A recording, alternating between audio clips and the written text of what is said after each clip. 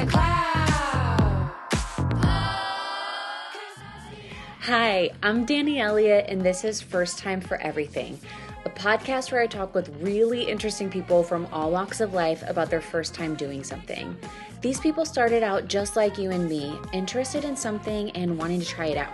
Maybe they were a little scared, but something in them made them take that leap towards their dream. I really, really hope these conversations inspire you to step out of your comfort zone and go after whatever it is you've been wanting to do. And who knows, maybe we'll be talking about your first time on here soon.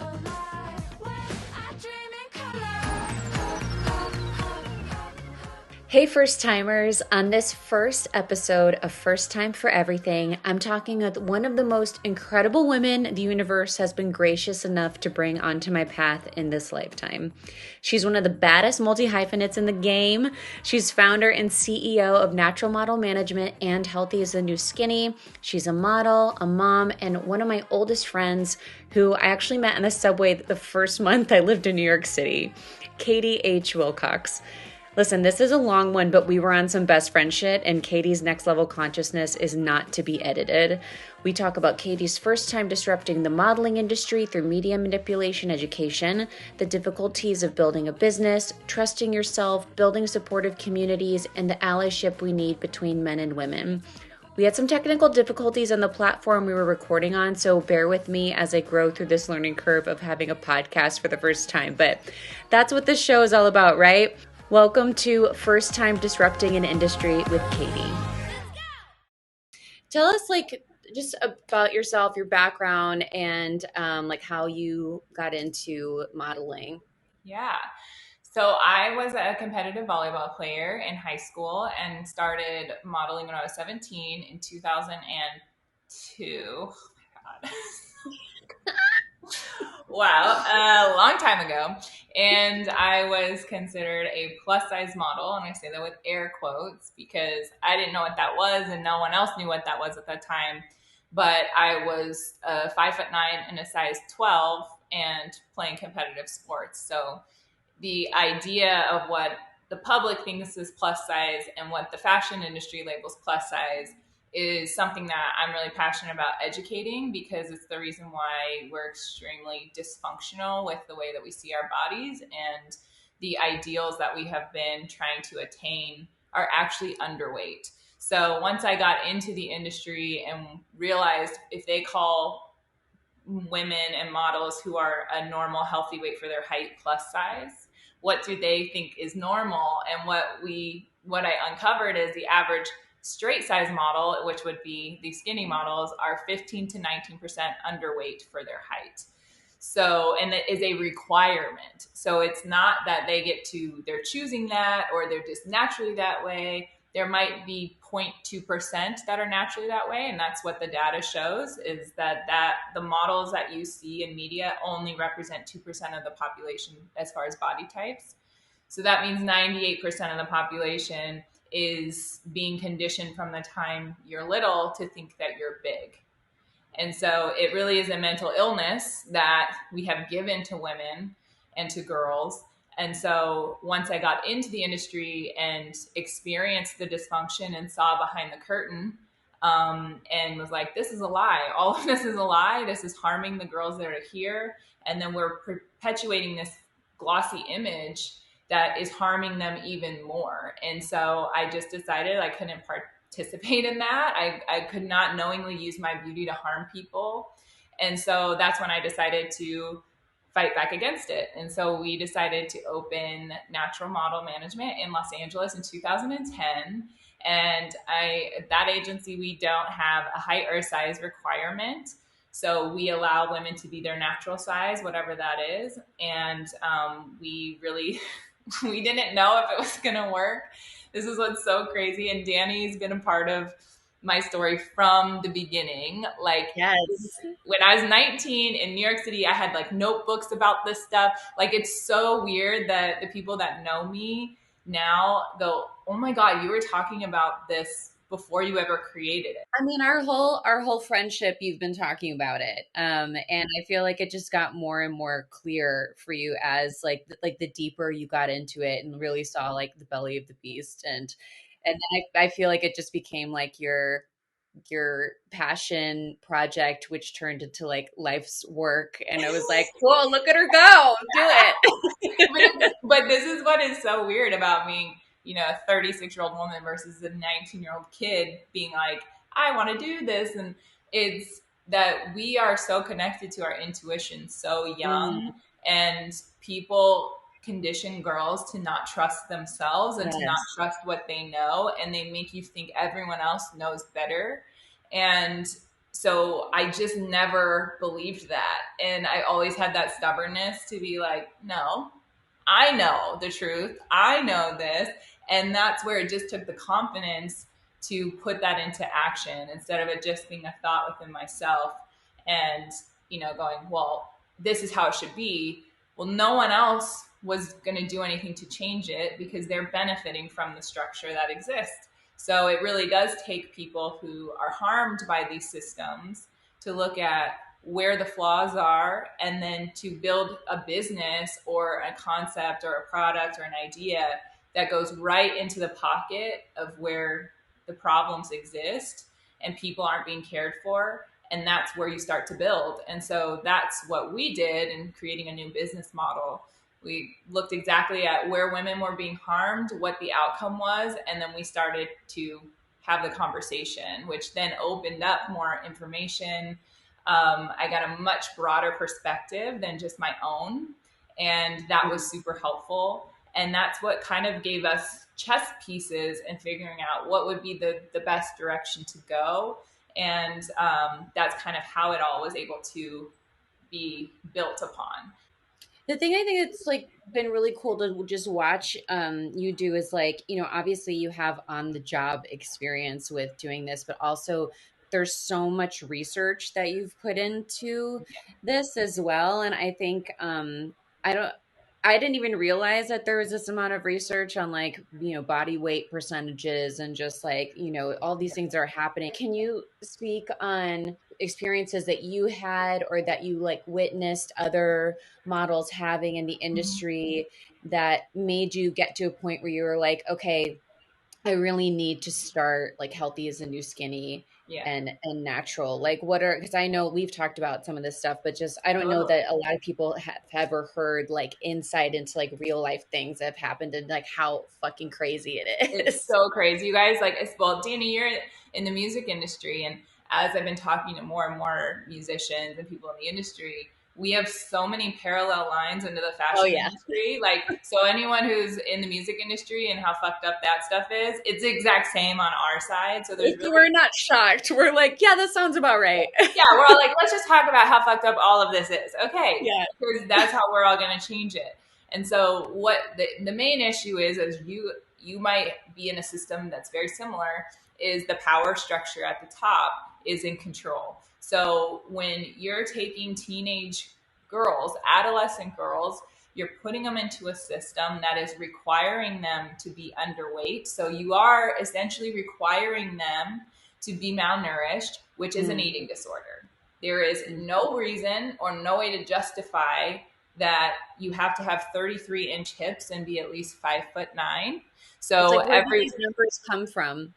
You know? that's, yes, so that's why I can explain it. So that would be a size 0 2. The reason that they created this and what the public narrative is because that's what size sample sizes are. So designers want to save as much money as they can on expensive fabric.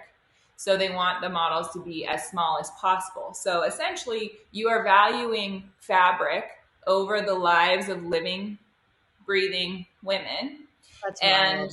therefore, we must starve ourselves so that you can save money on a sample. That's Mm. exactly what it comes down to, point blank, period. That's what the excuse is, which is just disgusting in itself. But it actually goes way, way, way deeper than that, that this is about elitism.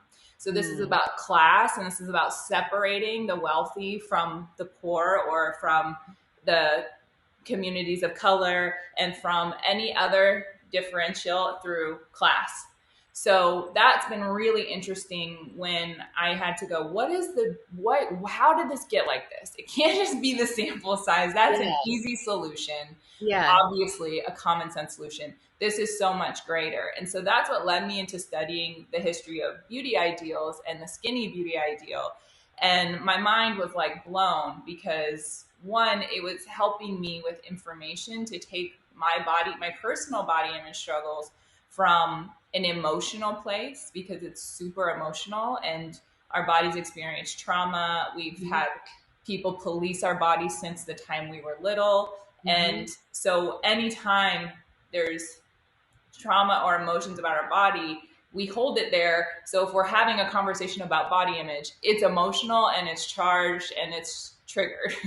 Yeah. What we needed Yeah. to do is have a way to flip that switch from an emotional place to a rational place where we can use our intellect to try to uncover the systematic way that we've ended up here.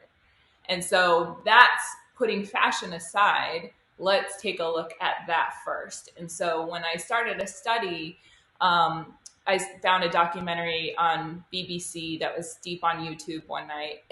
And I just laughed because I was like, I have no idea how I fucking found this. It was one of those things. It was just like, the universe was like, bitch, watch this video. Yeah. It's black and white, slow as shit, and I was like so into it. It's weird. But it basically was teaching me like the basics of psychology through Sigmund Freud was the first one, the first psychoanalyst to figure out, oh, we actually have two different parts of our brain. We have the conscious mind that's present and aware, and we have our subconscious mind that is not present and aware. And so in my presentations to college students and high school students, I'll show an iceberg. So your conscious mind is the part that is above the water that you can see, that everyone is aware of. Your subconscious mind is where the vast majority of your information is stored, your thoughts and desires, your fears, anger, emotions, all beneath the surface of the water. So we tend to see ourselves as the part that is present and aware, and we tend to ignore all of who we are that is resting beneath that surface. And so when I started to look into advertising, to go, wow, they really in the early 1900s, when they were understanding how to manipulate the group mind, they were realizing, oh, we need to speak to their subconscious, not to their conscious mind. And they realized that you can manipulate groups of people much, much easier than you can one-on-one. And so when they started to use these ideas and test out the populations in Europe for propaganda for war, and my mind was like immediately like, what? Yeah. I was like, sorry. Like Yeah. spiraling. Rewind this for a second. Yeah. What? And so, Record scratch. yeah. And I was like, wait a minute. We are so much smarter than all of this. This is manipulation. And so Sigmund Freud's nephew, Edward Bernays, took a lot of his uncle's theories and applied them to advertising. He was the first person to go, if I represent movie stars and I put a product on them, now everyone in America wants that product because it's on the movie star, and the only access to movie stars is through cinema. So this is where they started to make that connection of how to manipulate what people like through media. And then they started testing it out through movies by flashing Coca-Cola and popcorn in such fast flashes that your conscious mind couldn't pick it up, but your subconscious mind then had an impulse to go want popcorn and Coca-Cola. So they used to have pauses in the old movie theaters during the show where they would pause it so people could then go get more Coke and popcorn. And then that became a law that they had to ban that because it clearly was because of the subliminal slides they had in the film. So again, I was like so fascinated by this because I'm going, okay, if they can trick you into wanting popcorn and pizza or popcorn and Coke, like what else, what other subliminal messages are we receiving that we're not even consciously aware of? And that was when I started to look back at ads for the first time with a completely different lens and to say, what is the messaging here? What is the wording? And does the messaging that they're saying match the visual that they're sending? And what I found was almost 100 out of 100 times, no, they do not match. And the number one offender, obviously, was Victoria's Secret. So Mm. one of my main presentations that I would show is that commercial where there's a body for everybody. And this is years ago. And it was, I love All my the body. same It was body. all the same body, but like one slightly darker shade. Yeah. And again, these bodies that are starving, and all of these Victoria's Secret models are coming out now saying they were injecting their stomachs with drugs to be that thin. They were doing like Jeffrey Epstein, and all that is 100% associated to this brand, and they're investigating this now. There was all kinds of trafficking involved, leaving the United States, and these are all promises to be a Victoria's Secret model. Like, And I knew I never liked Victoria's Secret. I mean, firstly, they just never made them in my size. So I immediately was like, why are we not carrying multiple cup size bras here? Like, why does it stop at D? So I immediately felt like ostracized. But there was also just like an underlying like juju thing. I was like, I don't know. yes, Like, I just don't like being in this store. 1000%. And it felt icky. And so when you look at what we showed these girls, us included, I had these moments where my mind was like, oh my God, like just anyone who's listening, if you're a female, you had a dream and a desire that you fantasized about maybe what it would be like to be a Victoria's Secret model. It's fine. We can admit it. Of course, that's what they wanted. Mhm. And that's why it was on every TV across America. That's why it was everywhere. And so when you look at what that actually is, and all these girls were like, I want to be a Victoria's Secret model. My cousin is a cheer coach, and she would write me and be like, I'm so pissed because Victoria's Secret was selling supermodel leg cream. And it was lotion that they said would firm your legs and get rid of cellulite to teenage girls. And Oh my like God. that's the kind of stuff that just infuriated me because I was brainwashed into thinking that also would be somehow I had made it. And Ed Razek was the former president, I believe, and he said on camera, you have a one in 100 million chance of being a Victoria's Secret model. Every girl has 1 in 100 million chance. And I went, wow, they literally implanted a dream that is so toxic in every little girl's mind from the time she was little, knowing she could never have a fucking chance of achieving that dream, knowing she was going to harm herself in the pursuit of it just so they could monetarily gain. That makes me sick to my stomach and angry when I look at my daughter, and I go, I get angry when I look at what I've been able to accomplish and what I know I have to offer as a woman. And to think that I believed for a moment in my life that getting in my underwear and putting on a weird fucking like costume and walking down a runway while celebrities look at my ass and then I give it a good shake for the camera at home is the epitome of my worth as a woman. Like, that's not devastating. What is? Yeah, I mean, and I think it took me so long to realize that like I'm into style, I'm into fashion, like I enjoy wearing makeup and dressing up and doing all those traditionally feminine things, but it took me a long time to undo the programming of realizing that a lot of that was still based in wanting other people to perceive me as attractive, both men and women, like let's be honest. I feel like a lot of us like do it for other women because we want that like validation of we are cool and they want to be like us, Yeah. and it just feels like all of what you're talking about with this like on crack, and it's like it even just trickles down into like your daily life. I saw this like meme on Instagram the other day, but someone said something to the effect of we spend the first part of our lives trying to be adults and we spend the rest of our lives trying to be children. Yeah. And like you were saying about the intuition and our gut, it's like we do know what we want. We do know who we are. And I think that trying to put the work into like deprogram yourself of all this stuff is like an effort and search and like getting back to yourself and Yeah. making decisions for yourself that aren't based on toxic media Yeah. infiltration. that Well, you've had no choice in like being able to participate in. and I can tell people, like, again, when you are the victim of prejudice of any kind, it is so dehumanizing and Mm.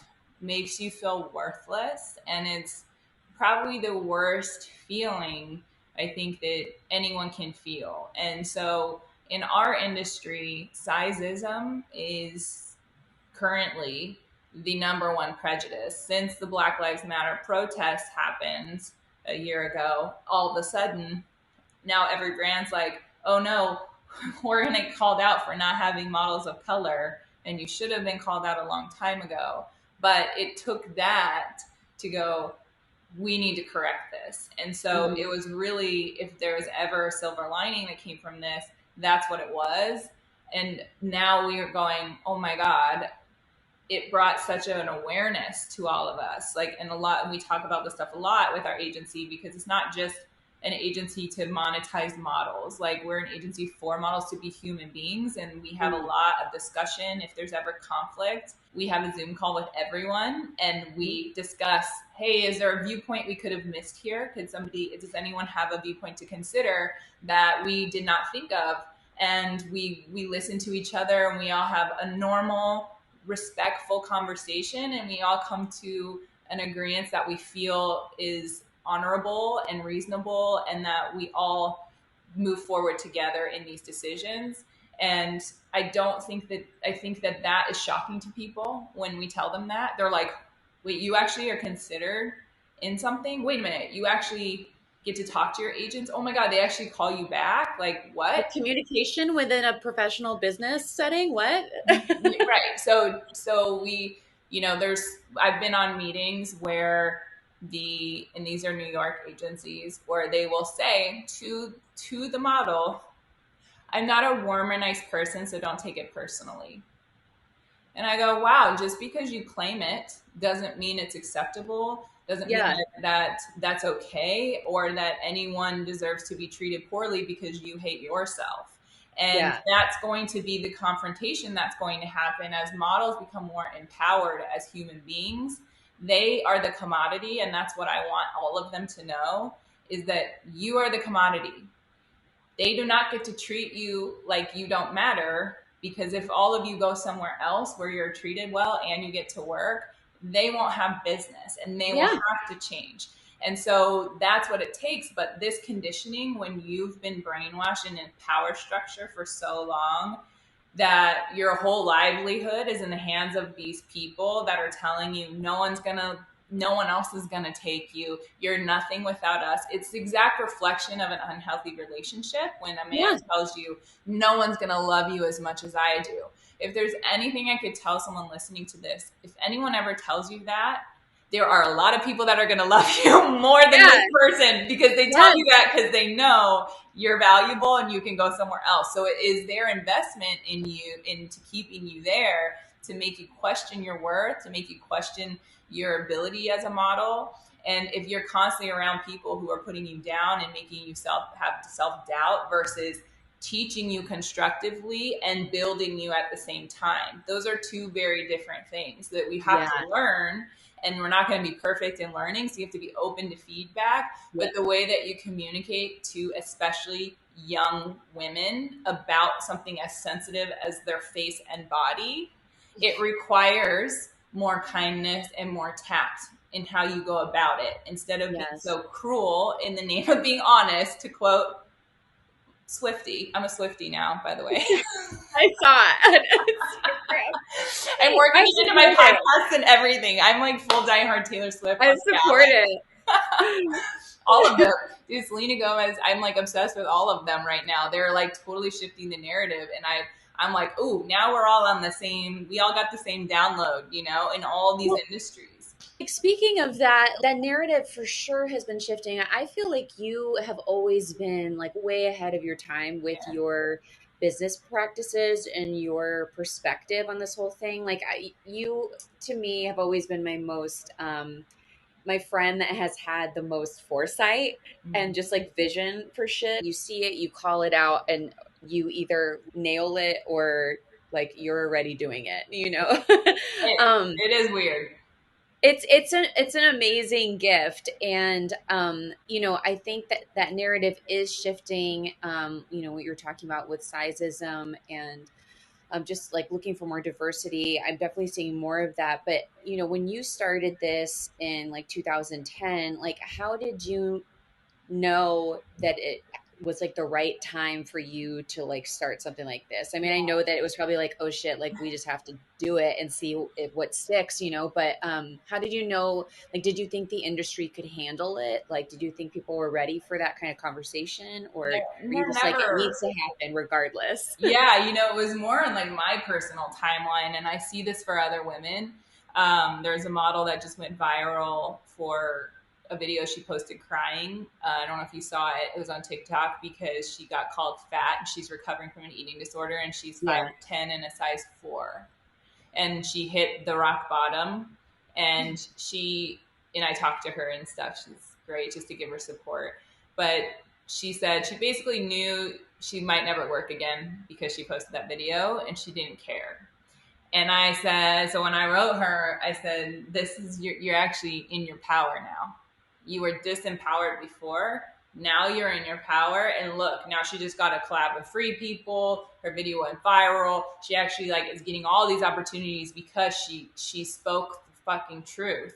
And does that mean that's going to happen to everybody? No, of course not. But we've all had that moment, and I know that you have too, Danny, where you've reached the breaking point where Oh this yeah. career that you thought was your dream, that you've invested so many years of your life and so much bullshit and so much money and time and tears, and like, and you just get to the point where it's all stripped away and you just have nothing to lose. And I Yeah. had reached that point where I had nothing to lose. And so I said, all right. I was crying in the living room after I licked frosting off a baking sheet and was like, what the fuck am I? Like, how am I even this person? This is not who I am. Like, I couldn't be further from this. And yet I fell into this trap because that's how powerful the system is. And when Was you, this like during the time where you were working on going straight size? yes, to go back to the size for people to understand, 33-inch hips at 5'9". So I'm 5'9". On my, I just got a physical at the doctor. I'm like ideal health for a woman, my height and age. So I have the perfect amount of body fat. I'm actually higher in muscle, so I'm above average in health there. My weight is in the perfect range. All of it. My labs all checked out. He's like, you are just healthy as can be. I'm like, great. That's Yes. really important for what I'm about to tell you. So my hips are 42 inches around the widest part of my butt with my feet together. That's how you measure. So a straight size model, if I was going to be a straight size model, I would have to lose 10 inches off of my hips. So my bones are already showing 10 Yeah. inches when I was just told I'm a healthy weight. So that's giving you perspective. On top of Mhm. that, a toddler 4 measurement for a 4-year-old child is 24 inches. So you want an adult woman at 5'9" to have only 9 or 10 inches larger hip measurement than a 4-year-old child. That is insane. It's disgusting. And so again, this is time where you're right. I had these conversations 10 years ago, and the public, I feel like started to make an impact with Healthy is the New Skinny on Instagram when we were like, hey, we want to share some of these stories. And so I was sharing where I would be on set, and this was so eye-opening for me because I'd always been bigger and I'd always been an athlete. So I like when I hug some of these girls, they could like fit inside my skeleton like an avatar. So there's different bone structures and there's different builds that again we're not educated on. We don't consider. There's just fat and skinny, and you're like, what? How is that our idea? It doesn't make sense. So I would talk to these girls and I would judge them initially because I'd been harmed by the skinny beauty ideal. So I had judgments projecting against them out Mm. of my own self-loathing that I had to heal. And as I would just humanize other models, they would just start telling me stuff because I'm that kind of person too. I think it's that Pisces thing. People like, well, like because they know I don't judge them, so I'm like, oh, girl, like let me help you. So I was that person for a lot of girls. And a model, we were at the airport, and I remember, and I had like Swedish fish, and she was eyeballing them, like straight up eyeballing them. And I was like, do you Thirsty. want? Yeah, I was like, girl, do you want one? You can have one. And she's like, no, I can't. And I was like, yeah, I promise you, you can. I promise you, you can eat a fucking Swedish fish, and literally nothing's gonna happen. Yeah. And she just started opening up, and she's like, well, no, I was just at my agency, and they told me I was fat, and like they're gonna measure me on Monday, and like I just can't. And I was like, oh my god, like this is so crazy, because I look at this girl and I'm like, she's like the prettiest girl I've ever seen. I'm like, how is this girl, like she's so beautiful, and she's tortured, like she's sitting here thinking she's fat and ugly, like she really believes that. And I'm like, what? And she told me how she had a scar right here because she worked a job and she hadn't eaten, and then they wrapped with a little bit of champagne. And so when she took a sip of champagne, obviously it just went right to her bloodstream, and she was holding heels in her hands, like from taking them off after shooting, and she passed out, and she landed on the heels and like cut her head open. Yeah. And I was like, oh my god, like, are you serious? And I'm like, did you tell your agents? Like, and you're going, she's like, yeah, like, and I'm like, how is nobody helping this girl? Like, what do you mean? Like, you can't keep doing this.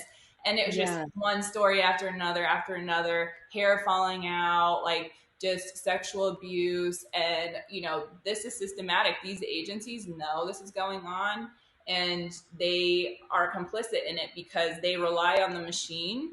They rely on the fashion and the big names for their success. And that's the elitist mentality where we built our agency around protecting women. And because we said we're going to find the void first, what's missing in the market is diversity in size and giving more options. And we had to start on the plus size side, which is anything a size 6 and up. So back when I started, you had to be a 0-2 or you had to be a 14. There was no in between. If you were not a 0-2, you did not work. And if you were not a size 14, you didn't work. So what does that make girls do? If you're in the middle, where 99% of all of us are, we're not naturally 0-2s, and a lot of us aren't actually full plus. That's body types and it's a full spectrum of size. Yeah. So if you only have these two options, you're forcing girls to choose one. So if you're a bigger build like I am, obviously the size 14 is only a few sizes away this way. It's going to be physically impossible for me to starve down to a 0-2. I'm going to die. Like, that's the only option.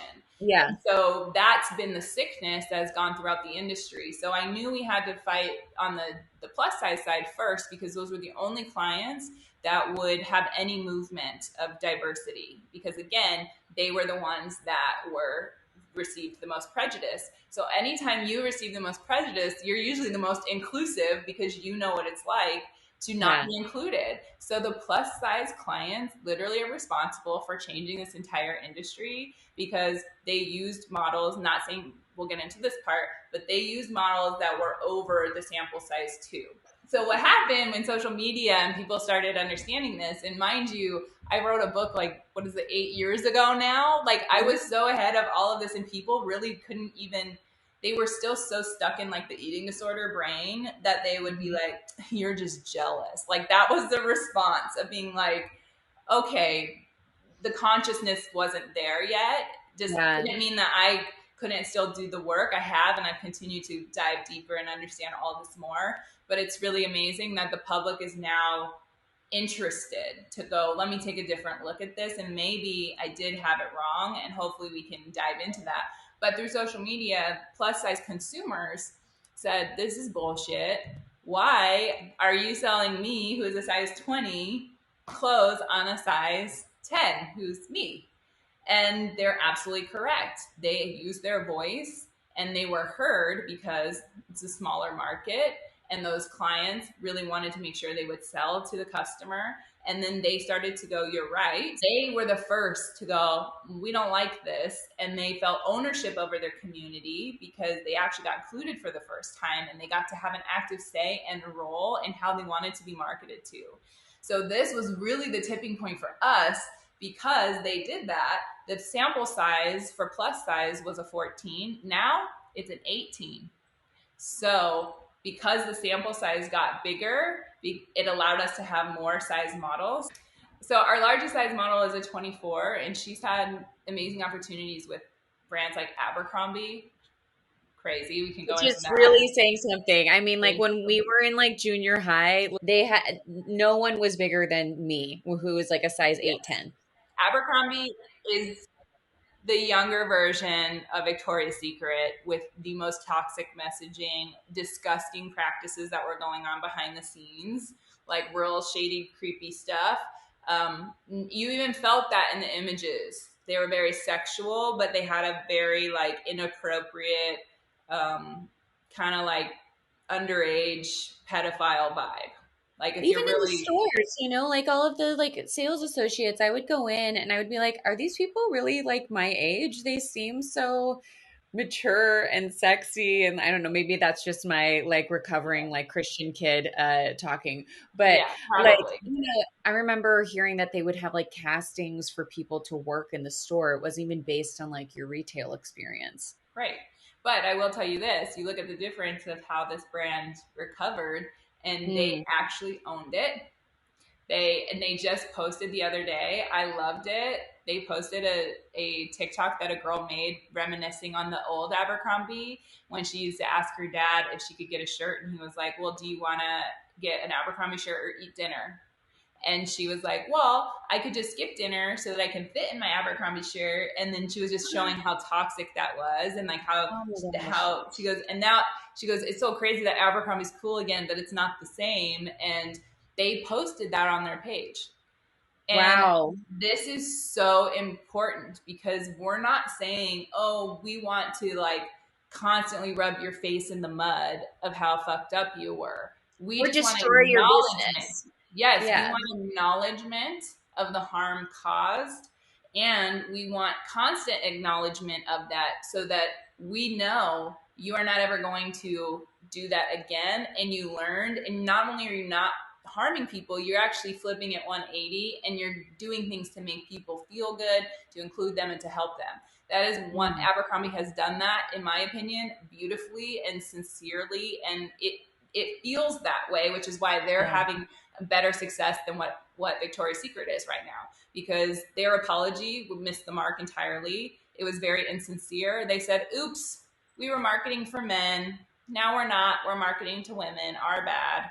And all of these Victoria's Secret models that have come forward just recently, there's a lot about what was required of them, the awful things they were having to do to starve themselves for weeks on end to get in that, to look that way for those shows. I mean, they're coming out with all of it, and the response from Victoria's Secret is, we've made those corrections. It's so like abusive family member who abused someone, and then it's like, Yeah. that's done, and we don't have to talk about it now because Yeah. we fixed it. And I'm going, absolutely not. You have to keep talking about it over and over and over again because that's how much you harmed all of us. And Mm-hmm. my point was, I said, I would have been open because these are brands that are owned by corporations, guys. This isn't like a person who's like, hey, Sarah owns Victoria's Secret. She feels real bad about all of this. There's Yeah. no person responsible at the top. This was a money-making machine. So why are we then fearing having this discussion like, ooh, we're going to hurt their feelings by telling the truth? You're like, no, this is a marketing conversation and we're allowed to have it. When that was the decision that you made, you felt that was the best course of action. It wasn't.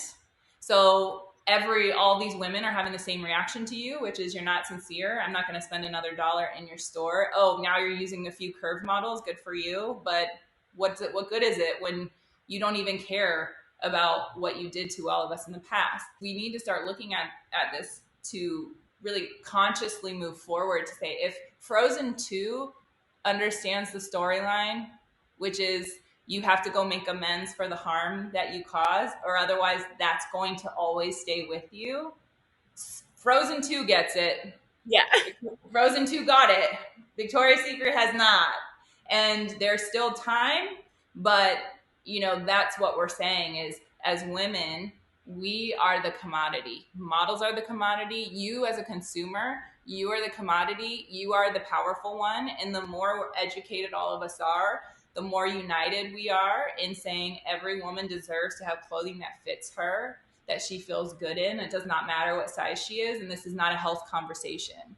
You do not get to require eating disorders on one side and then pretend everyone's naturally that thin. And then anytime you show someone who's in a larger body, they're promoting obesity. That is exactly like the fat phobia of our country. And that's why the dysfunction is going to continue. And so it's really important to me that we start educating younger girls, and we're comparing apples to apples, because when we're looking at media, all these kids are on TikTok, they're on Instagram, and we've got all kinds of media that is geared towards them. Face-tuned celebrities, like it's really toxic times a million, plastic surgery, everything.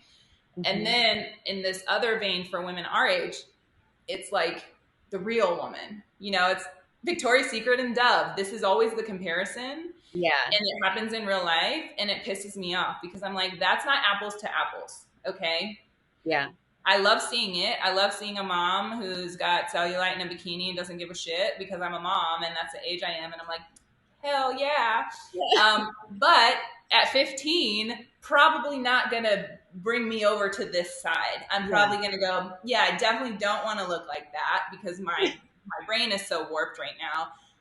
I want to be this. And so I think that that's what we're saying is you have to compare apples to apples. So when we have super young, gorgeous models who are not starving themselves, who have normal bodies for them, and they're equally as beautiful, but they're also kind, and they promote good things for girls, like that is how we fight back.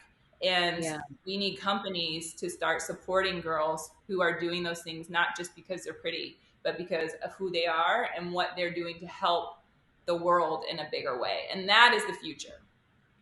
I mean, this is such a big conversation, right? Like there's so many elements to this. And I mean, I know on a much smaller scale, like, having been in the music industry for as long as I have, we were talking about this the other day, how I don't really have a lot of fight left in me anymore. And you're doing something like taking on how we see ourselves, and what is it that keeps you going? I'm sure you have those days where you're just like, fuck everything. I don't want to do this anymore. I don't want to think about it. How do you come back to having that like fire in your belly that makes you realize that what you're doing is like even bigger than yourself? I think about that a lot, and I don't know if I have an exact answer because I don't feel like this is me. I feel like this is just something coming through me that I was assigned to do, and I understood or remembered that in some capacity. Yeah. So I always tell myself when I feel frustrated or want to quit that this isn't about me. And when I get back into that space, I'm like, yeah, this isn't about me. This isn't personal to me. This isn't for me. This is what I'm here to help to do. And when you've had access to so many girls and women that share so much pain and so much trauma just simply existing, that anger that lives in me, it's like that warrior thing where you're like, I would rather die than to let this continue. And having a daughter just like keeps that fire going because I'm like, it's just, I don't know how to explain it. It's just in every fiber of my being. And so I don't have days where I'm like, I'm going to quit. I did have a time not that long ago when I just was like, needed a break because I'd been going at it for 15 years. And, you're dealing with beautiful people, physically beautiful people, and not all physically beautiful people are beautiful people on the inside. And it's a struggle to teach. It's a struggle to constantly deal with egos and insecurity. And sometimes that gets put back on you as well. And you're that mirror to a lot of people. And so I just Yeah. had to learn how to protect myself from that. And also to say, like, people's ideas of me or, um, you know, how I make them feel is not my responsibility, and it's none of my business. And so I really cut off when people be like, oh, you know what so and so said about you, and I was just like, no, I don't care. It's something that, like, especially having my daughter, there's so many girls that are not being advocated for. So I learned through studying all of this stuff that women and girls are taught not to advocate for themselves. And the number one form of manipulation, whether it's coming from someone who claims they're associated to God, they're your channel to God, a pastor, somebody in church, whether it's a teacher, a coach, a boyfriend, a partner, anyone, a politician, anyone that can convince you as a human being not to advocate for your personal best interest is the greatest form of manipulation that you can experience. And that's what we're seeing when we look politically at women that are voting against their best interests. They're voting to not have rights for themselves. That is like the number one form of manipulation. And when we go, well, why don't we fight back against these things? Why aren't we out here advocating? Why aren't we saying, you're forcing me to have an eating disorder? It's the power structure and the patriarchy on top of all of it. And so it's extremely difficult to get girls to be vocal, especially younger girls, whether it's high school, college. When I go in and lecture at colleges and universities, it's extremely hard to get them vocal and involved. And so much so that I've had to reduce them to groups of 3 for them to share an opinion publicly. So that's also social media conditioning, where we police women and we don't protect them. So fear is compiled, judgment is compiled, shame is the greatest form of control. And when you look at what women experience, we are born with shame all over us, and it's us learning how to take it off, and it doesn't belong to us.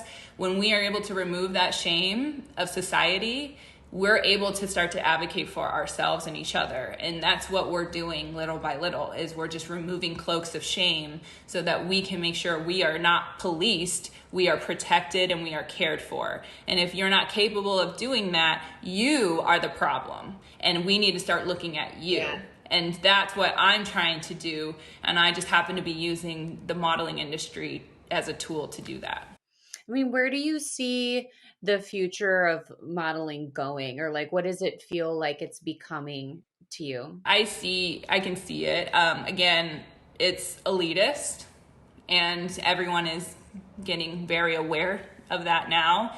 You're not looking at runway shows with the same glossy view that we did even 5 years ago.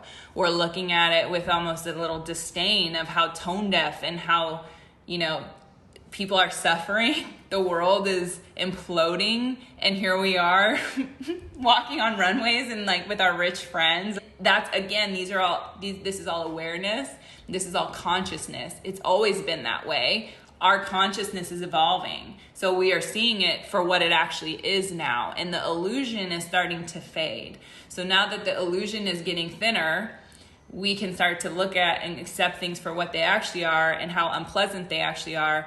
And when we no longer desire to be that, we get to choose something else. And so what we're working on, and what I personally see, is that I don't think the fashion industry's had its Me Too moment yet, and its reckoning with the harm that it has caused systematically for generations. That's going to happen.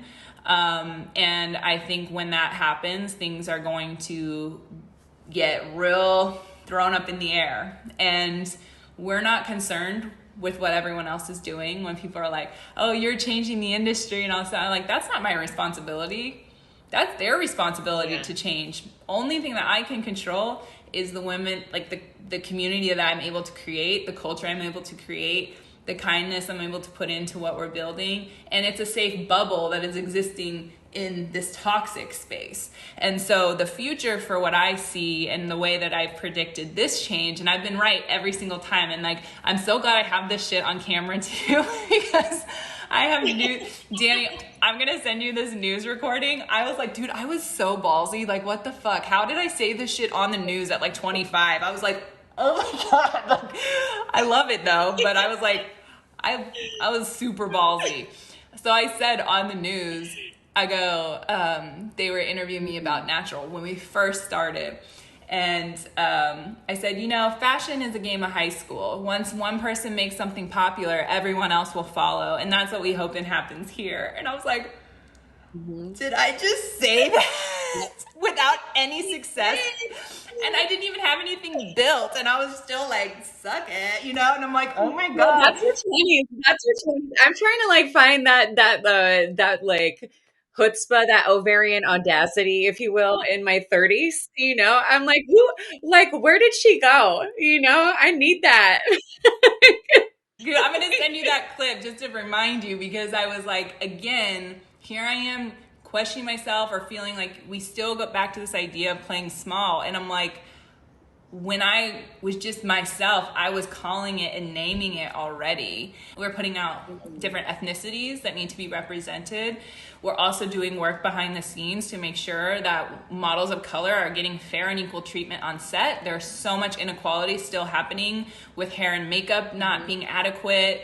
So that is the work that needs to be done again, and it has to be done by people like us who we did not build our success off the backs of the old.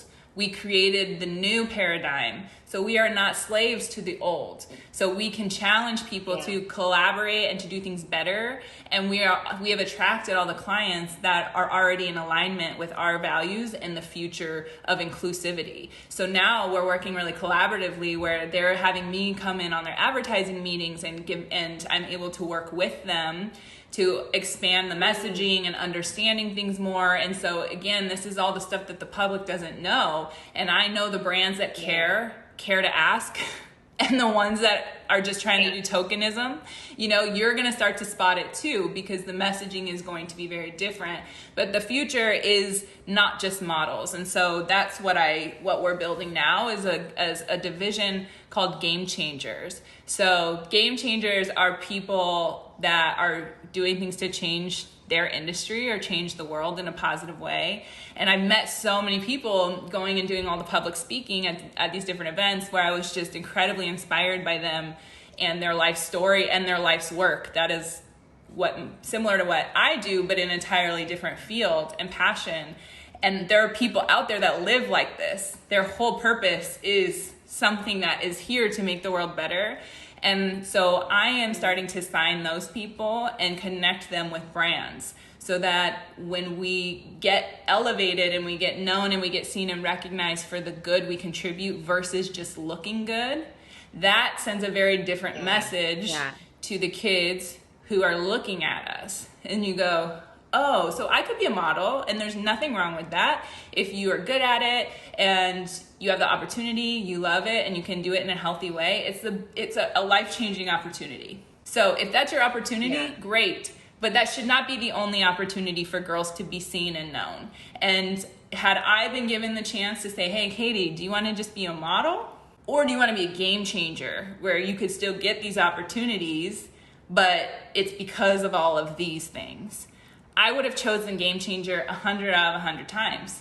And so if girls are given that opportunity to still be seen, but also be heard, that is a fucking tipping point. Knowing you have something to give to someone, you start to look at people very differently. Instead of looking at someone as what they can give to you or what you can get from them, you start to observe people for who they are, and you start to appreciate the beauty of the people that exist without expecting anything from someone. When you show up in the world that way, where you're not acquiring something from someone, you're not trying to always get the leg up or you know, worried about what they think about you, you're actually just observing because you know you have something to give others, and you want to give it to the people who are genuinely deserving of it, it's taught me so much. So when I look for talent, it's funny because with the game changers, I know they're just gonna pop up. I don't care about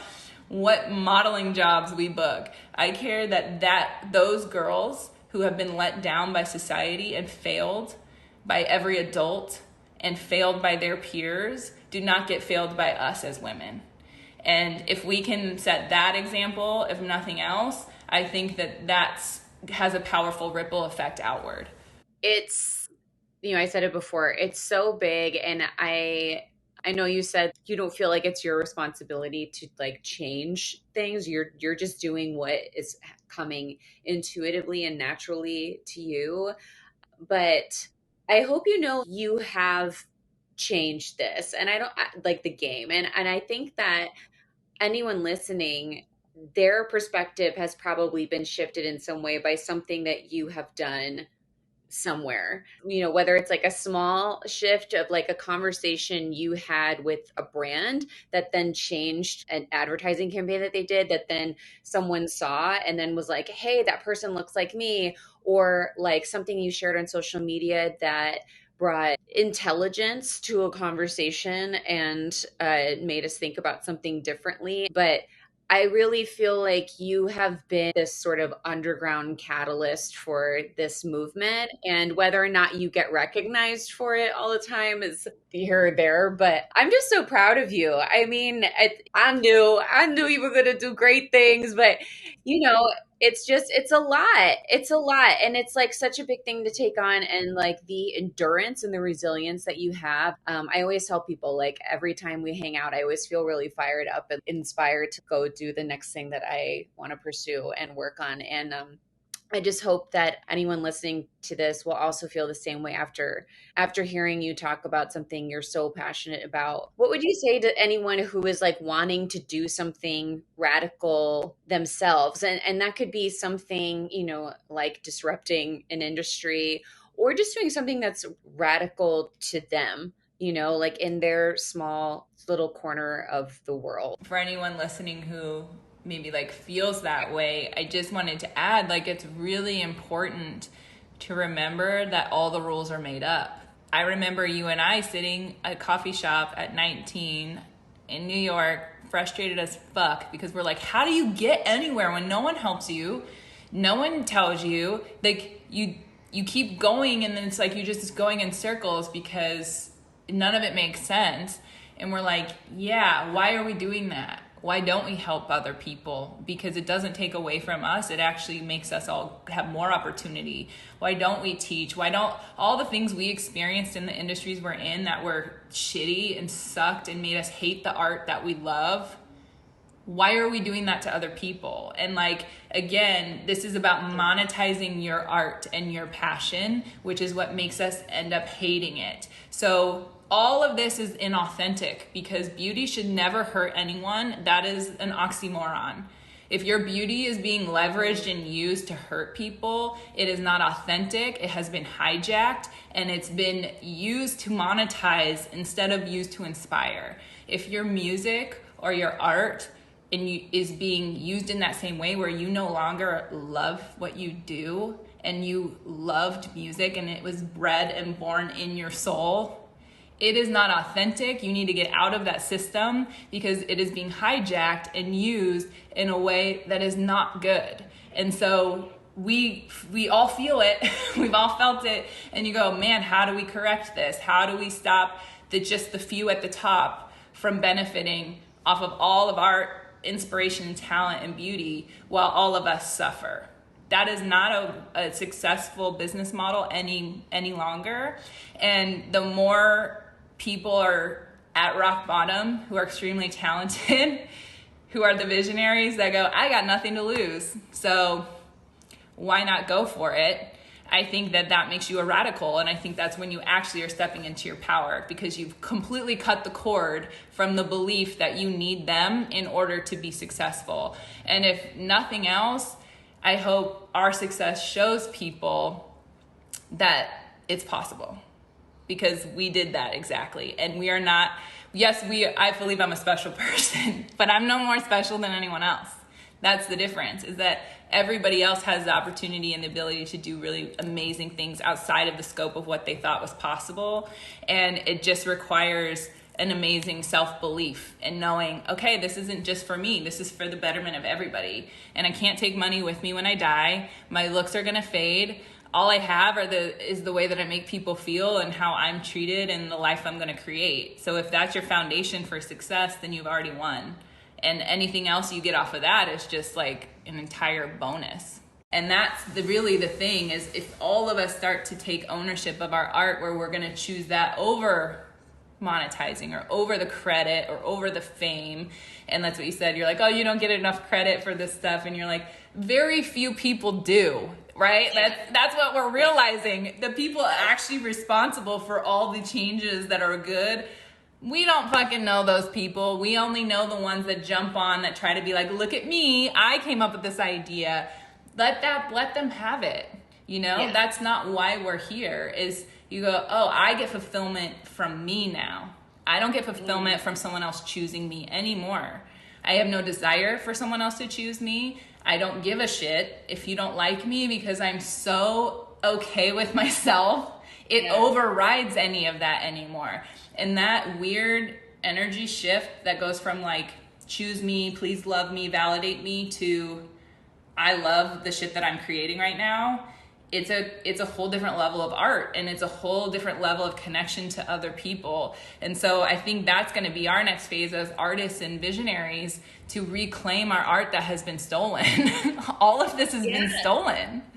And I'd love to hear your take on that. Yeah, I mean, I would say, and I'm sure I'll get into it in future episodes, my whole life has been like prepping for a career in music. And then I was able to have like a pretty successful career in music.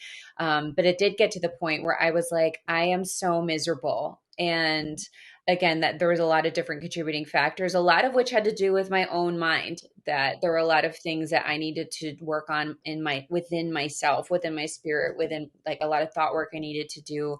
But when my publishing deal came to an end in like 2019, I read this book by Elizabeth Gilbert called Big Magic, and it totally changed my view of being creative. And I started doing things like this podcast is a great example of it, of just like realizing also that I wasn't like a one trick pony, that like just because I had spent my whole life doing music doesn't mean that that's the only thing I can do.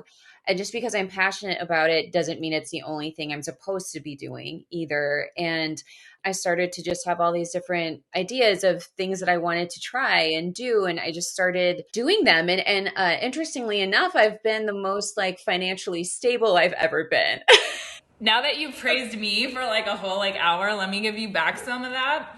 I always say this. I'm like, I don't fucking know how Danny does it, but like if she says she's gonna do some shit, because being a recording artist and touring like the way that you've toured, I have no fucking idea how you figured out all of that. Like I have no idea. Like, so I'm like, that's just like next to impossible. Modeling has like a framework that you submit, you can get in, if you can do it. Like there's still an entry. I don't even know what an entry point is to the shit that you've done, and you figured it out. And so I think that that's really amazing when you were saying, I really have this idea for a show concept. And I'm like, you've no experience in any of that. And then here you go. You're like, well, we have like 2 shows. Oh, and I'm like, what the fuck? How did you do that? I just talked to you like 6 months ago. And that's where I'm like, when you decide to do something, you do the work. You don't talk. You're not out here being like, watch this space. That's my favorite thing, when people are like, watch what I'm doing. You're like, there's absolutely nothing going on over there. Don't worry. People that are like, let me do the work. Let me study. And it takes that amount of commitment and dedication to get anywhere in anything. And you do that so amazingly. And that's how you create the opportunities. And so it all gets looped back in when you're so close to it. And this is what I tell girls too, because I'm like, I look back and you zoom out and you look at and you start mapping out your life and what the underlying themes are. You can spot what your theme is and what the lesson is. And so I would ask that for you when you zoom out and you look at all your experience from an observer perspective. What do you see as the common thread of what's your lesson? Do less. Do less, and that like thinking you have control over where things are going, and sit back and let the universe open the doors for you that are meant to be open for you, because I feel like I spent so much of my life with my foot shoved in doors that were trying to close on my my feet. I feel like I did create a lot of opportunities for myself that way, but I also feel like I missed a lot of things that maybe would have been meant for me if I had taken my blinders off to what my view for myself, my vision for myself was, and been awake to all the stuff happening around me. And I feel like I've just come into that in the last, like, I don't know, like 4 or 5 years or so. And it definitely has not looked the way I thought it would. Nothing ever does, right? But I also You feel were like, very, when I met you, that was what you just said. It didn't look how I thought it would. You had your whole fucking life mapped out exactly how you wanted it to look, though. yes, It was not a conversation about how you wanted to feel, what you wanted to be doing, but you were very clear on how you wanted it to look. And so yeah. it is very funny how, like you said, it never looks how you're expecting it to look, because your only idea of how it's supposed to look is your subconscious downloads of advertising. Mm-hmm. And you said to me, I have a silver haired man on a yacht and this and that. I'm like,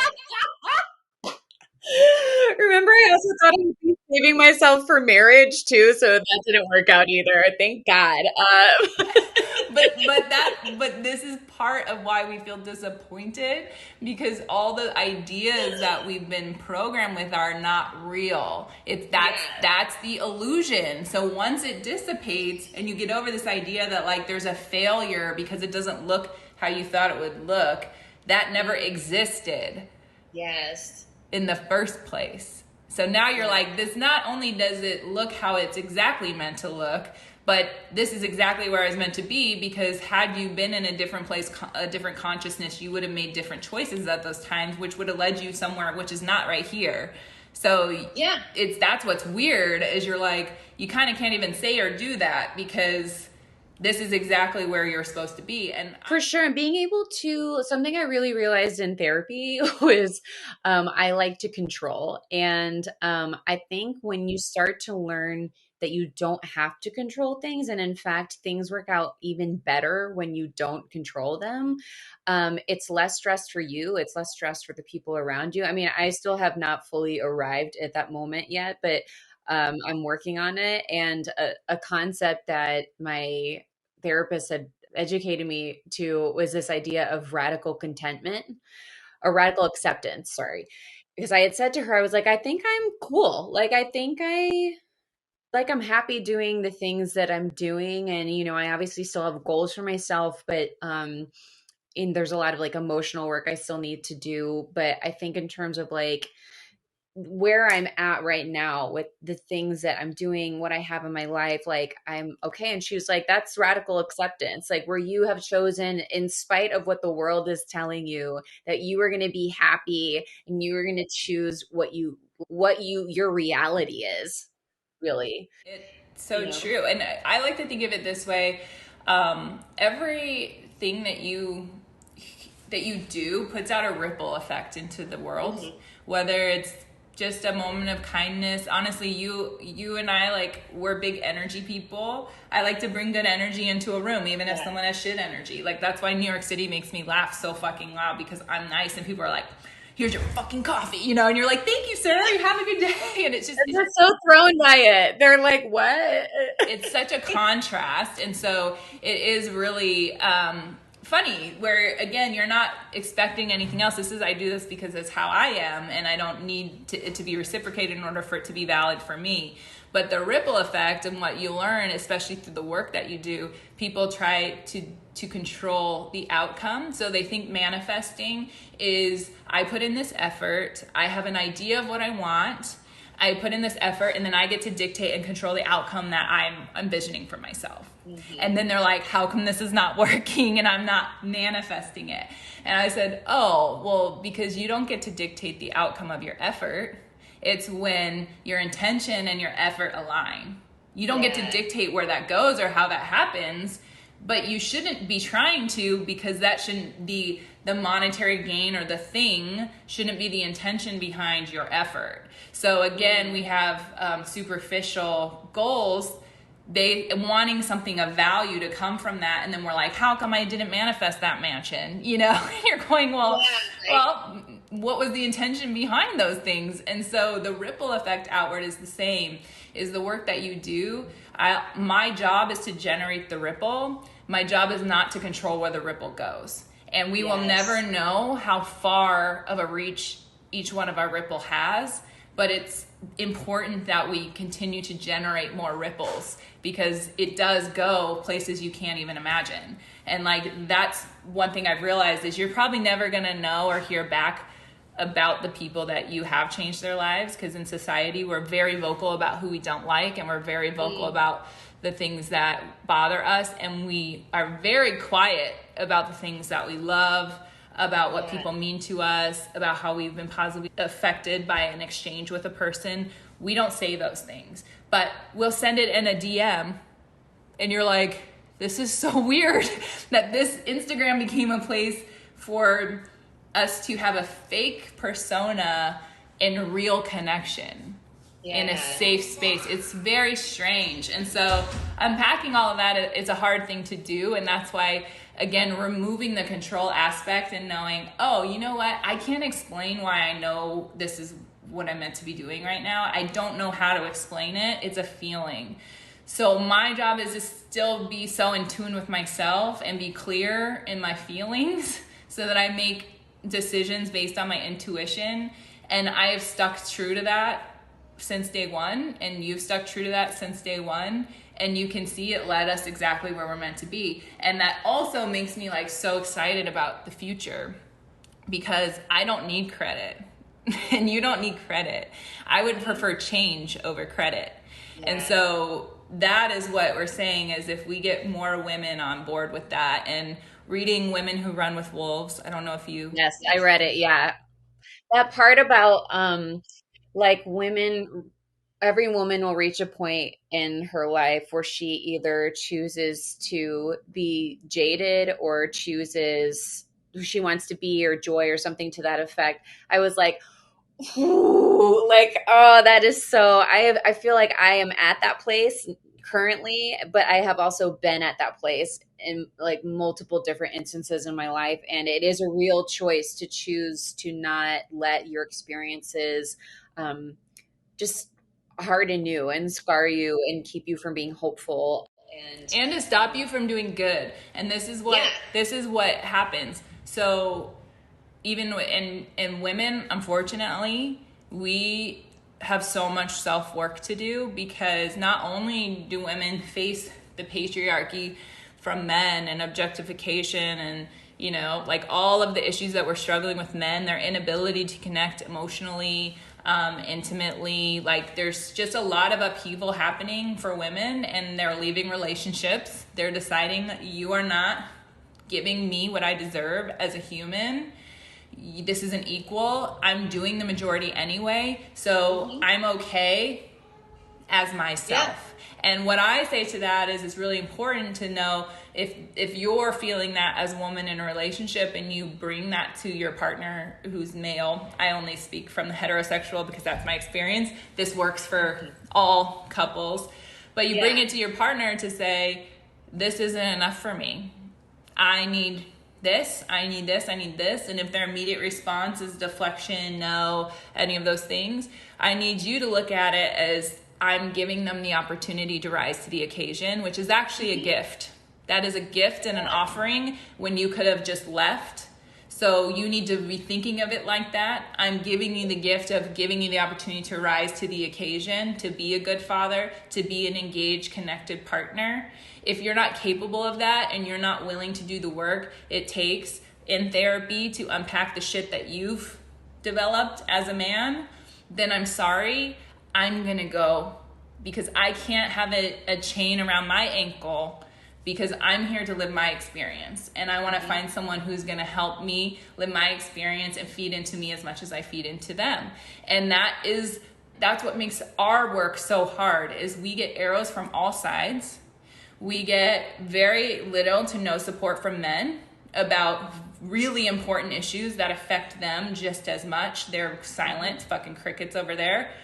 Yeah. Then over here, even when we're advocating for women, they will also be the ones that try to come after you when you're doing the endless work to advocate for them because they hate themselves so much. I read this book called Queen Bees and the Wannabes, and it's the book that they wrote Mean Girls, the movie, off of.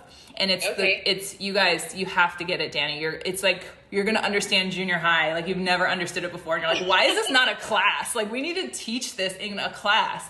So I'll put links to all the books we're talking about. it is a social hierarchy of girlhood. So they're explaining everything. We know we don't have power physically, so we learn power socially, and we learn power through our sexuality because that's what we're taught.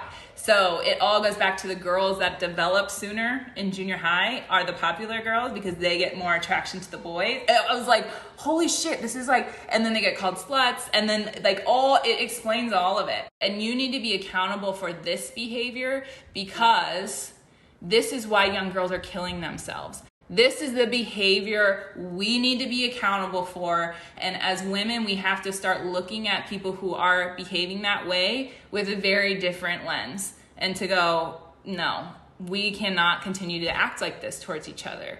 And that's really the only way that we can like make progress. We have to start working together to help each other. Like to say, Danny, how can I help you instead of compete with you? We can definitely like talk about this. Oh my God. There's so much more, for hours, but I think that is a great moral for anyone else who is also interested in doing something radical and, in a good way. Whether that's something really big, like radically changing how we see ourselves, radically changing an industry, or doing something like that's radical just for them and their own little corner of the world. Wearing a swimsuit, that is something radical for some people. Like, we all have to start somewhere. So sometimes a radical move is you just saying, I'm putting on a bikini and I don't give a fuck what anyone thinks about it because I'm enjoying this experience and I want to fucking wear it. And it's those little steps, and we did those. We had all of these same little steps, and it builds upon each other. It doesn't just start where one day you're like, I really struggle to like myself, and the next day you're like, first of all, give me the microphone. I'm going to lead this army. It's me. I am the chosen one to tell everyone else how to fucking do this shit. No, it's a long process, and we never fully know how to do it or what the fuck we're doing. We are just trying, and that is enough. So if that's where you start, is you go every time you're self-censoring, you're playing small and you're choosing to remain contained. And when I fear being myself, that's what's happening. And I'm like, ooh, I am choosing to remain contained right now. I'm choosing to be domesticated right now. And I have to do the self-work to go, why? Who am I afraid of? Who is this invisible thing that I'm afraid of? And then I just go, yeah, fuck it. If you don't like me, that's okay. I don't even know you. So I really like me. Yeah. And I think this is important. Every time I lean into that, the response that I get is just so overwhelmingly positive of people saying, like, you speaking about things that matter gives me the strength and confidence to do it too. And you're like, man, if I could ever get a compliment from somebody and that was what they took away from me, I'm like, I'm doing my job, other than body goals. I don't want body goals. I want someone to be like, hey, you helped me to like be a better person. Like, that's exactly the shift that girls, if they got validated for who they are, they would want to show that more. But unfortunately, we only validate them for their body. So that's what they think they're here for. I'm going to put links to all of your things so everybody can just continue to learn, just become aware of this stuff. I think that's the first step, is just like increasing our awareness and learning to be able to recognize things on our own. I say that a lot to my voice students. It's like you get to a really exciting place in your singing practice when you're able to kind of like self-diagnose, like, hey, I'm in tune enough with my body and my voice to be like, oh, this is where I need to make a shift. and I think that we can start to do that with how we receive information, and being able to start to notice, like, like what you were saying about Fashion Week, right? Like that's kind of how I view it now. I used to look at it as this like really shiny thing, and now I see it and I'm like, all I can see are the problems, and I think hopefully that just continues to happen, and through the work you're doing, for sure more people are going to be able to gain that awareness for themselves. The work we're doing now, for anyone listening, is we're helping you wake up to all of this so that you can get on board and we can all be united in our what's best for us. And we actually have a say. For the first time in centuries, we get to advocate for our best interest united. Okay. Truly.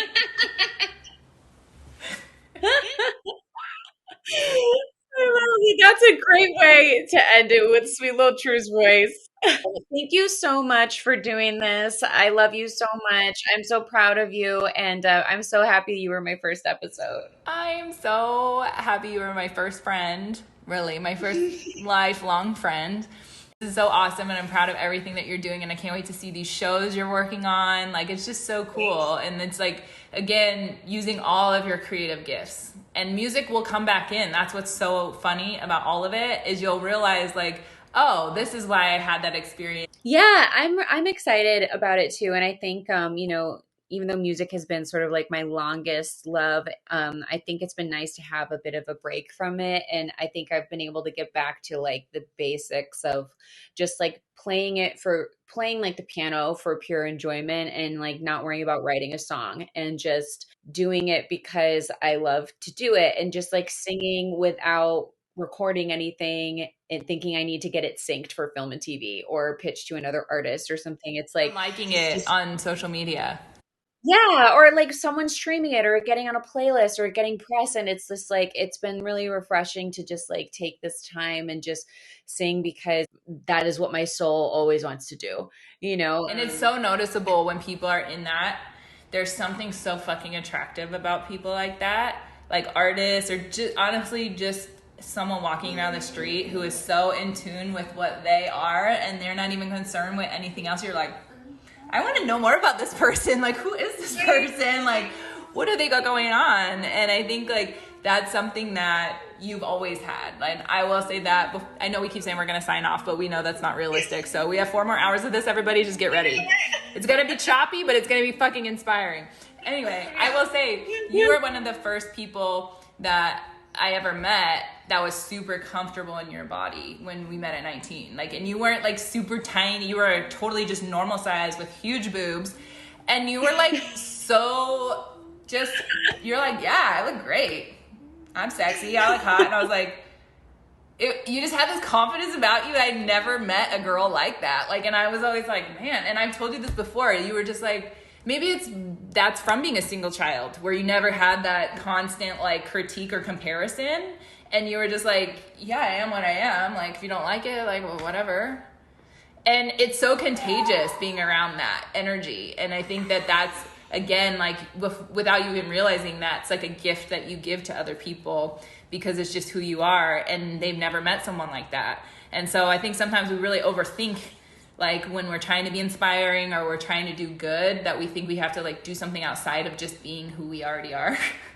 And sometimes you just being you actually has that ripple effect, and you didn't even know it. But you were like a huge catalyst for me in getting to that place, because when I met you, I was in the worst place I had ever been with my body image and all of those things. And so it's not, it was funny how I think we got so many things from each other that were like super healing, that we needed at that very important time in our development.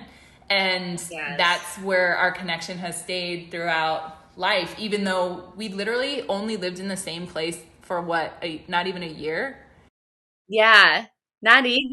Such a blip in our life, but we are so connected and bonded, like, and we'll go forever without talking. It's like we never missed a beat. Like, it's just a different like soul connection. And so I just also want the women listening to really pause and think about who those women are in your life. Yes. And have you really stopped to just shoot them a note and take a reflection and to go, you know what? I never occurred to me. You were the only person that was there for me during this. It just occurred to me that watching you actually gave me the strength to get through what I was going through. Like, say these things to the women in your life and see how different everything starts to look, because you value what someone gave. And that's, again, we're just taught that women are supposed to be giving these things, and we are like, well, yeah, so we don't even notice it.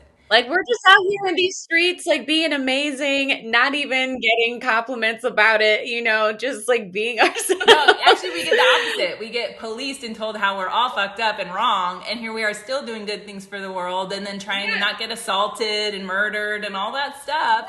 So, you know what? Like, if you think of this world without women in it, this is a horrific reality. So don't for 2 fucking seconds as a man think that you not advocating for us is in your best interest.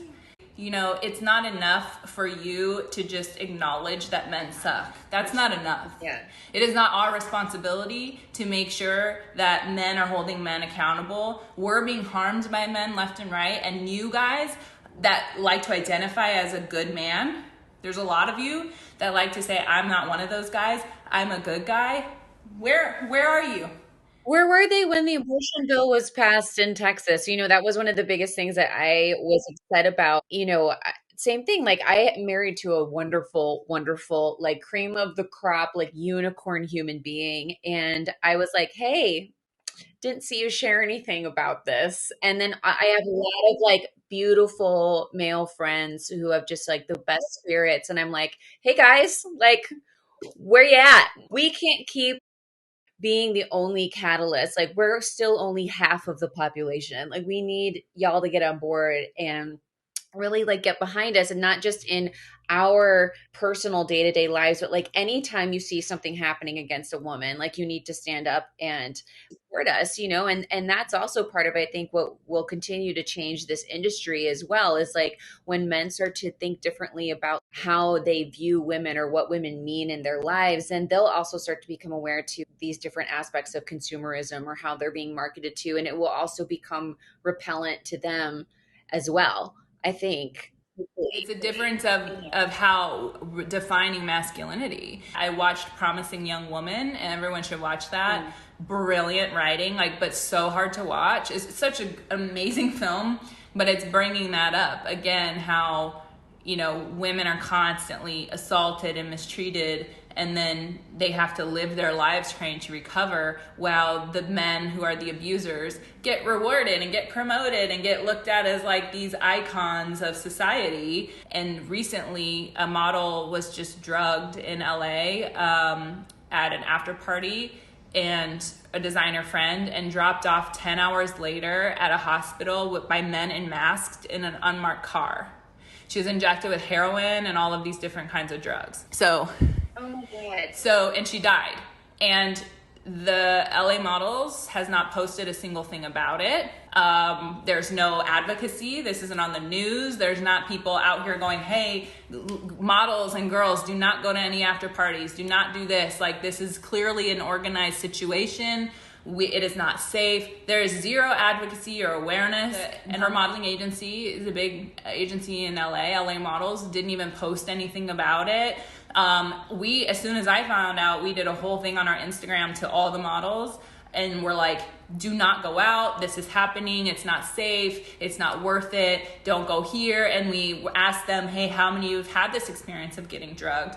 The vast majority have it, and they've happened more than once. So opening that dialogue, and now we have a Zoom call this week with Safe Bay, that organization, and Jen, a self-defense specialist we're working with, to talk to the models about how do we want to handle this. She wasn't even with our agency, but that is a fellow model. That could happen to any single one of us, and it clearly is happening, and no one cares, and no one's talking about it. And so again, we have to just be the ones to go, we're going to advocate for ourselves, then we're going to cause a scene, and not for any other reason than I want every single girl to know that you're getting drugged on Sunset Boulevard. You're going up to those hills because this is an organized ring where you're going to be assaulted, and hopefully you don't die. Because if girls know this, they won't go. Any sane girl or woman won't go. If women stop going, already it changes. You know why? Because they lose money. They don't care about you. They don't care about what happens to your body. They care about money. So guess what? How successful are bars on Sunset when they're only full of predators? Right? So good luck to you and your bar when you don't care about the women that come there. We no longer are going to be going there, and you can all date rape each other and have a ball. And that's where we're at. And to say, I can't tell a girl not to go because girls are going to make their own choices and women are going to make their own choices, but they at least deserve to know what they're signing up for. So that's our next phase moving forward, is how to advocate as a group. And we have an amazing group of women that are just beautiful human beings on the inside that are willing to speak out, are willing to use their platform. And it is challenging them to say, well, if you're not, why? And is this the right place for you then? Because if you're not here to advocate for your sister, who maybe is a woman of color or a trans model or a size 20 or whatever, if you're not advocating for them, then why do you feel that you deserve to be advocated for by all of us? Yeah. This is where we're at, and we all have to decide. But when I look at what's going on, I'm like, we need Black people, women, LGBTQ plus, all rallying together. We are the freaking majority. And it's like, the more you can split people on identity politics through religion and through all this bullshit, it actually dilutes the people that are actually being oppressed and harmed, because they're the majority. So the more they can pit us against each other and section us off and create wars against things that have nothing to do with the main problem, the less powerful we are, because we're fighting each other. So that's what we're working on, how to figure out how to be smart and calculated instead of reactive. And then to say, okay, you're never going to expect this coming from a bunch of girls, and that makes that's like the fucking icing on the cake. And we're no longer asking permission, and we're no longer here to serve you. We're going to advocate for ourselves, and if you don't value us, you no longer get access to us. Bare minimum. That's where the negotiation starts. And that's, I think, exactly the place that we're all getting. And that, my friends, is how you disrupt an industry. From the mouth of the woman herself. But people will be like, oh, this is just a simulation. But what if you start thinking of it like that? It takes a lot of pressure off. Like things feel less heavy when you think about things like that. Like, maybe none of it's real. Like, so who cares? But also, if you're a creative, that's like the best permission you can give yourself, because you're like, none of this fucking, I get to be an architect, I get to create, I get to envision, and I get to play. And if you get into that playful, like, childhood state of possibility, like, I hope I'm proving to everyone there are no limits. You've been told there are limits. There are not. And when you have success and you come from nothing, you want to help other people have a good life too. And that's the difference. Yeah. I mean, honestly, that's the whole point of this podcast. It's funny. Like, I tried doing an MLM because I was like, well, I'm in between things, like, and I love beauty products. Like, let me go for it. And so I picked, like, probably, I would say, the most healthy one to do. But I just realized I wasn't like the type of girl who like does well in those businesses. And so I was like, okay, let me like redirect my energy. However, the thing that I did learn about people is that I can see potential in them that they don't see in themselves. And I can see futures for them that they don't see in themselves. And I was like, okay, this is not going to be my vehicle for me to help people discover this about themselves. Like, what other vehicle can I have? And then, this idea for the podcast came, and I was like, well, for some reason, I don't know why, I'm very willing to try new things. And so maybe if I can introduce people to other people who have jumped off the ledge as well and like gone for a future that they could even just have like a small inkling of, then maybe that's where I help people kind of see what I can see in them, even if they can't see it for themselves yet. And, hopefully by people hearing your story and eventually like hearing more of my story and the other, people's stories that I'll have on. Hopefully that gives them the excitement and like inspiration that they need to just really go for whatever it is they want to go for. Danny and I had come from like kind of religious ideologies about life and women, and then realized very quickly that was not authentic to our truth. And we had to do that work to figure that out. And then we had to go here, and a constant feeling like, are we crazy? And I know people listening are thinking that, where you've been taught that you're the different one and that's bad. And really all along, you're the one. You are the catalyst. And part of, if you want another great book, Glennon Doyle's Untamed, there's a part in there where she talks about being a goddamn cheetah. And that she went to her daughter's soccer game, and there was a girl who was like so cocky, and like she kept winning, and she was the best one, and she was smiling like it was easy, and she's like, and here I am, this girl's just bothering me, and she's like, and then it dawned on me, I'm talking shit about a 12-year-old girl who's a goddamn cheetah. And I went, I'm a goddamn cheetah. I invoked that response out of people my entire life without ever doing anything but being who I was. And so if you then believe that you're wrong, or you're a bad kid, or you're stupid, or a learning disability, all the labels that get put on you because you are the goddamn cheetah, that's the tipping point of making that choice to go, oh, it was me all along. And now I'm going to choose to believe that. How freaking awesome is Katie? You can follow her on Instagram at Katie H. Willcox, as well as listen to her podcast, Business Model, wherever you listen to podcasts. And if you want to pick up her book, Healthy is the New Skinny, which I highly recommend, you can find it online and in stores wherever books are sold. Our theme song is Living in a Rainbow by one of my favorite bands, Royal Cinema, and First Time for Everything is produced by Two Sheila's Productions. And if you enjoyed today, please rate and subscribe so that we can grow our club of first timers.